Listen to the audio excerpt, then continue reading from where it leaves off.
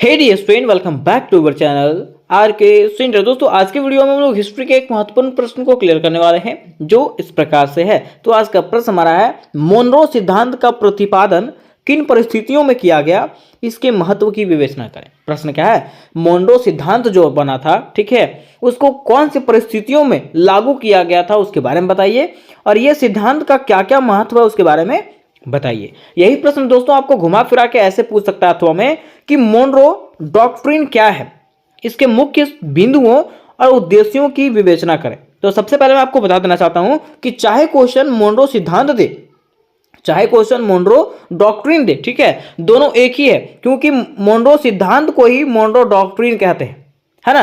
तो आपको वहां पे कंफ्यूज नहीं होना है, दोनों में से कोई भी क्वेश्चन आ जाए आपको वही आंसर लिखना है जिस प्रकार से मैं आपको बताऊंगा। तो सबसे पहले हम लोग जानेंगे कि आखिर मोनरो डॉक्ट्रिन क्या है। क्या जानेंगे? मोनरो डॉक्ट्रिन या तो मोनरो सिद्धांत किसको कहते हैं। तो लिखेंगे परिचय में इस प्रकार से कि मोनरो सिद्धांत, जिसको हम लोग मोनरो डॉक्ट्रिन कहते हैं, यह अमेरिका की विदेश नीति का एक महत्वपूर्ण सिद्धांत है।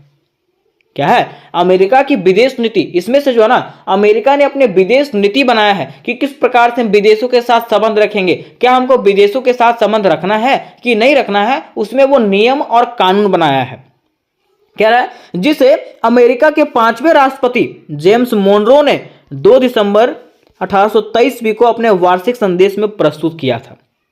क्या कह रहा है कि इसको किसने प्रस्तुत किया, किसने लागू किया? तो अमेरिका के 5वें राष्ट्रपति जेम्स मोनरो ने कब प्रस्तुत किया था? तो 2 दिसंबर 1823 ईस्वी को प्रस्तुत किया था। आपको एमसीक्यू क्वेश्चन पूछ सकता है कि जेम्स मोनरो ने अपने मोनरो सिद्धांत को कब प्रतिपादित किया था? तो 2 दिसंबर 1823 ईस्वी को। इस प्रकार से आपको स्टार्टिंग में लिख देना है, परिचय में लिख देना है।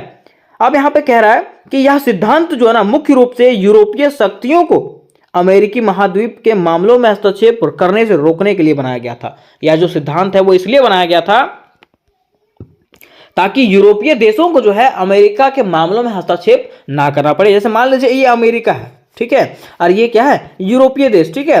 तो यूरोपीय देश जो है वो चाहते थे कि कैसे भी करके हम कोई भी देश पर क्या करें, कब्जा करें। तो अमेरिका क्या करता है, ऐसा नियम बनाता है, ऐसा कानून बनाता है, ऐसा सिद्धांत बनाता है जिससे यूरोपीय देश जो है उस पर नजर ना बना पाए, है ना, या तो उस पर क्या कर सकते हैं, उस पर हस्तक्षेप ना करें। इसमें कोई भी मामला हो, कोई भी युद्ध वगैरह कुछ भी चीज हो जाए, इसमें यूरोपीय देश शामिल ना हो, ठीक है। क्योंकि अमेरिका जान रहा है कि अगर यूरोपीय देश शामिल होंगे तो हम फिर से क्या हो जाएंगे, गुलाम हो जाएंगे। इसलिए वह एक ऐसा सिद्धांत बनाता है जिसके माध्यम से वो कहता है कि यूरोपीय शक्तियों को अमेरिकी महाद्वीप के मामले में हस्तक्षेप करने से वो रोकता है ना। तो चलिए हम लोग समझते हैं कि आखिर मोनरो सिद्धांत का ऐतिहासिक परिक्षेप क्या है, कि आखिर इसका इतिहास क्या है ना। तो सबसे पहले हम लोग समझेंगे पृष्ठभूमि। क्या समझेंगे? पृष्ठभूमि। और कहा जाता है कि 19वीं शताब्दी की शुरुआत में लैटिन अमेरिका, मतलब अमेरिका के जो अड़ोसी पड़ोसी थे, है ना, वो देश क्या करते हैं, स्पेन और पुर्तगाल के नियंत्रण से स्वतंत्र हो रहे थे। मीन्स स्पेन और पुर्तगाल के लोग नियंत्रण में थे, कब्जे में थे, ठीक है। तो उससे वो लोग क्या हो रहे थे, धीरे धीरे स्वतंत्र हो रहे थे, आजाद हो रहे थे। कह रहा है कि अब जो है ना, यूरोपीय शक्तियां जैसा कि रूस हो गया, स्पेन हो गया, फ्रांस हो गया, रूस हो गया, ठीक है, इन देशों को जो है पुनः उपनिवेश बनाने की कोशिश कर रहा था। मीन्स यूरोपीय जो शक्तियां था, ठीक है, जैसा कि स्पेन जो बड़ा बड़ा देश था, जो शक्तिशाली देश था, स्पेन, फ्रांस और रूस, वो यही चाह रहा था कि इन देशों को हम क्या करें, फिर से गुलाम बना लें, उपनिवेश बना लें, ठीक है। क्योंकि वे देश जो है, छोटे छोटे देश जो है, इनके कब्जे से क्या हो रहे थे, छूट रहे थे, है ना। और ये क्या प्रयास कर रहे थे कि उन देशों को हम क्या करें, फिर से उपनिवेश बनाने, फिर से अपना गुलाम बना लें, ये कोशिश कर रहे थे वो लोग, ठीक है। कह रहा है कि ब्रिटेन भी यह चाहता था कि अमेरिका जो है यूरोपीय हस्तक्षेप के खिलाफ एक मजबूत नीति अपनाए। अब देखिए क्या था, ब्रिटेन यही चाह रहा था ना कि अमेरिका जो है क्या करे, यूरोपीय हस्तक्षेप के खिलाफ एक मजबूत नीति बनाए। क्योंकि देखिए पहले अमेरिका जो था किसके कब्जे में था, ब्रिटेन के कब्जे में, ठीक है। अब ब्रिटेन को ये लग रहा है, ठीक है, कि कहीं अमेरिका पे कोई और कब्जा ना कर ले, है ना। इसलिए वो कहता है नहीं नहीं, एकदम ठीक कर रहे हो, जो तुम कर रहे हो एकदम ठीक कर रहे हो। किसको कहता है? अमेरिका को कहता है, ठीक। उसके बाद देखिए कहता है कि अमेरिका एक स्वतंत्र राष्ट्र के रूप में अपनी संप्रभुता और सुरक्षा को लेकर के चिंतित था। अमेरिका जो है ना, अपने आप को स्वतंत्र राष्ट्र घोषित किया था, ठीक है। उस प्रकार से जो है वो चिंतित था। क्यों? ताकि वो किस प्रकार से अपने संप्रभुता और सुरक्षा को बनाए रखे। अब क्या हुआ कि जब अमेरिका अपने स्वतंत्रता को लेकर के, अपने आजादी को लेकर के, ठीक है, अपने सुरक्षा को लेकर के चिंतित था, तो उसी समय अमेरिका के राष्ट्रपति ने क्या किया, मोनरो सिद्धांत की घोषणा कर दी। किसका, मोनरो सिद्धांत की घोषणा किया। तो वही कह रहा है कि 2 दिसंबर 1823 को अमेरिकी कांग्रेस के सामने जेम्स मोनरो ने क्या किया, अपने वार्षिक भाषण में इस सिद्धांत की घोषणा कर दिया। किसने, तो अमेरिका के राष्ट्रपति ने 2 दिसंबर 1823 को जो है क्या किया, अपने वार्षिक भाषण में जो है इस सिद्धांत की घोषणा कर दिया, जिसमें से 4 मुख्य बिंदु थे। मीन्स 4 चीजों पे बातें कही गई थी। 4 चीज क्या क्या थे, तो पहला चीज कहा गया था नए उपनिवेशों पर प्रतिबंध। मीन्स अमेरिका में जो राज्यों को गुलाम बना लिया गया वो बना लिया गया, ठीक है। अब जो है कोई भी देश अमेरिका को गुलाम बना सकता नहीं है। भाई कह रहा है, अमेरिका ने स्पष्ट किया कि कोई भी यूरोपीय देश अब जो है ना अमेरिका के किसी भी भाग में नया उपनिवेश स्थापित नहीं कर सकता है। मीन्स अमेरिका के कोई भी भाग को, कोई भी राज्य को जो है गुलाम नहीं बना सकता। यह पहला चीज कहा गया। दूसरा कहा गया कि यूरोपीय हस्तक्षेप पर रोक, ठीक है, कि अमेरिका में चाहे कुछ भी चीज हो, यूरोपीय देश इसमें से हस्तक्षेप नहीं करेंगे, है ना। वही कह रहा है कि यूरोपीय शक्तियां अमेरिका के किसी भी देश के आंतरिक राजनीति में हस्तक्षेप नहीं कर सकती। ये मोनरो सिद्धांत में कहा गया। तीसरा चीज क्या कहा गया अमेरिकी तटस्थता। मीन्स अमेरिका भी यूरोप के आंतरिक मामलों में हस्तक्षेप नहीं करेगा। क्या कहा गया कि अमेरिका क्या करेगा, मतलब अमेरिका भी यूरोप के आंतरिक मामलों में हस्तक्षेप नहीं करेगा। यूरोप के कोई भी देश हो उसके आंतरिक मामलों में हस्तक्षेप नहीं करेगा। ये अमेरिका के राष्ट्रपति ने अपने सिद्धांत में कहा।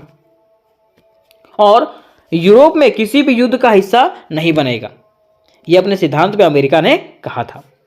फिर चौथा उन्होंने कहा था कि स्वतंत्र राष्ट्रों की सुरक्षा।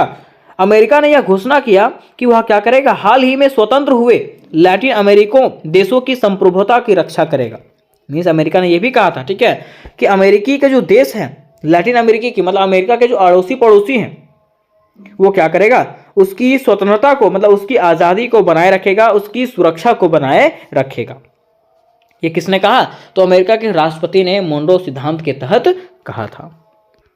अब बातें यहां पे आती है मोनरो सिद्धांत का महत्व, ठीक है, कि आखिर मोनरो सिद्धांत जो आया उसका क्या महत्व है और क्या प्रभाव पड़ा। तो मोनरो सिद्धांत के महत्व की बात करें तो कहा जाता है कि इस सिद्धांत के बावजूद अमेरिका उस समय एक सामरिक रूप से कमजोर था, इसलिए इसका तत्काल प्रभाव नहीं पड़ा। देखिए कह रहा ना कि इस सिद्धांत तो बनाया, लेकिन अमेरिका जो था उस समय क्या था, थोड़ा सा कमजोर था, क्योंकि वो अभी अभी आजाद हुआ था, है ना, इसलिए इसका तुरंत प्रभाव नहीं पड़ा। दूसरा कह रहा है कि ब्रिटेन ने इस नीति का समर्थन किया, क्योंकि वह भी चाहता था कि लैटिन अमेरिका में यूरोपीय शक्ति का प्रभाव ना बढ़े। मीन्स क्या था कि ब्रिटेन जो है अमेरिका के इस नीति से सहयोग करता है। क्यों सहयोग करता है, क्योंकि वो जान रहा था, ठीक है, कि अगर अमेरिका में दूसरे देश आकर के कब्जा करेंगे, मीन्स यूरोप के दूसरे देश आकर के कब्जा करेंगे, तो यूरोप के वो देश क्या हो जाएंगे, मजबूत हो जाएंगे, है ना। और ब्रिटेन जो है किसी और देश को मजबूत होते देखना नहीं चाहता था, इसलिए वो जो है ना इसका समर्थन किया। कह रहे कि यूरोपीय देशों ने इस सिद्धांत की अवहेलना की, लेकिन ब्रिटेन तो इसका सहयोग करता है, लेकिन यूरोपीय देश क्या करते हैं, इस सिद्धांत की अवहेलना करते हैं, लेकिन वे जो है अमेरिका की स्थिति को पूरी तरीके से अनदेखा नहीं कर सके। कह रहा कि परंतु यूरोपीय देश तो स्टार्टिंग में क्या किए थे, इसकी अवहेलना किए थे, लेकिन 19वीं शताब्दी में क्या हुआ, अमेरिका की शक्ति बढ़ गई। 19वीं शताब्दी के अंत तक जो है अमेरिका की शक्ति क्या हो गई, बढ़ गई। और जब अमेरिका की शक्ति बढ़ी ना, तो इस सिद्धांत को लोग जो है गंभीरता से लेने लगे। मीन्स इसके बारे में सोचने लगे कि हाँ ये जो कहा था वो क्या कहा था, बिल्कुल सही कहा था और सच कहा था, है ना। अब यहां पे बातें हो रही है मोनरो सिद्धांत के बाद हुए विस्तार। मोनरो सिद्धांत के बाद में कौन से विस्तार हुआ, क्या क्या चीज का विकास हुआ। तो कह रहा है कि मोनरो सिद्धांत के बाद जो है ना रूजवेल्ट कोरोलरी आए थे। कौन, 1904 ईस्वी में। कह रहा है कि अमेरिकी राष्ट्रपति थियोडोर रूजवेल्ट ने मोनरो सिद्धांत का विस्तार किया। कौन, अमेरिका के राष्ट्रपति थियोडोर रूजवेल्ट ने क्या किया, मोनरो सिद्धांत का विस्तार किया, मतलब उसको बढ़ाया और कहा कि अमेरिका को लैटिन अमेरिका में हस्तक्षेप करने का अधिकार है। अब देखिए पहले उन्होंने कहा था कि हम किसी और देश के मामले में हस्तक्षेप नहीं करेंगे, लेकिन अब ये क्या कह रहा है कि अमेरिका को जो है ना लैटिन अमेरिका में हस्तक्षेप करने का अधिकार है, यदि वहां की सरकारें अस्थिर होती है, यदि वहां की सरकार जो है काम नहीं कर पाएगी बढ़िया से, तो हम क्या करेंगे, उसके मामलों में हस्तक्षेप कर पाएंगे, करेंगे, ठीक है। कह रहा इसे बिग स्टिक पॉलिसी कहा जाता है। इसको क्या कहा जाता है? बिग स्टिक पॉलिसी कहा जाता है, जिसका अर्थ है अमेरिका अपने प्रभाव को बलपूर्वक लागू करेगा। जिसमें से कहा जाता है कि अमेरिका जो है ना अपने प्रभाव को दूसरे देश में क्या करेगा? बलपूर्वक से, तो सैनिक सहायता से लागू करेगा, है ना। जबकि अमेरिका पहले इस चीज़ का विरुद्ध था। अमेरिका ने कहा था कि हम किसी के मामलों में दस्तक नहीं देंगे, लेकिन यहाँ पे जो है अमेरिका जो है खुद कहता है कि हम क्या करेंगे? बलपूर्वक से दूसरे राष्ट्रों के मामलों में हस्तक्षेप करेंगे। कह रहा है इसके परिणाम स्वरूप अमेरिका ने कई लैटिन अमेरिकी देशों में सैन्य हस्तक्षेप किया। और इसके परिणाम स्वरूप क्या किया? अमेरिका ने कई लैटिन अमेरिकी देशों में अपनी सेना के मदद से क्या किया? हस्तक्षेप वहां पे किया था, उसके मामलों में हस्तक्षेप किया था।